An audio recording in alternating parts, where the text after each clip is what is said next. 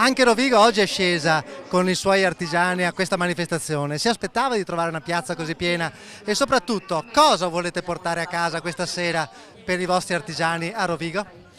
No, una piazza così variopinta, bella, giovane, fresca, non pensavo di trovarla. È sicuramente una grande sorpresa, vuol dire che c'è vitalità nel nostro mondo, vuol dire che l'artigianato e le piccole imprese hanno voglia di crescere e voglia di continuare a lavorare e a produrre. Quello che porto a casa, che voglio che questa sera i miei associati capiscano, è che qui stiamo cercando di fare tutto il possibile perché la situazione cambi.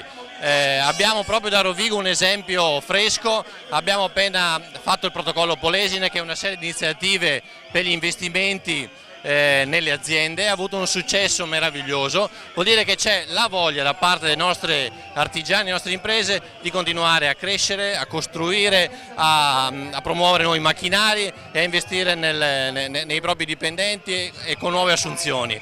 Ci vuole una politica responsabile, ci vuole una sburocratizzazione perché ormai siamo oberati di impegni ogni giorno e dobbiamo liberare l'impresa, dobbiamo fare assolutamente in modo che i nostri associati con questo entusiasmo continuino a fare quel volano per i nostri territori che è stato per decenni il fulcro del nostro lavoro e dei nostri territori. Quindi io porto a casa sicuramente questa gioia e questa volontà che c'è in tutti quelli che sono qui in questa piazza oggi.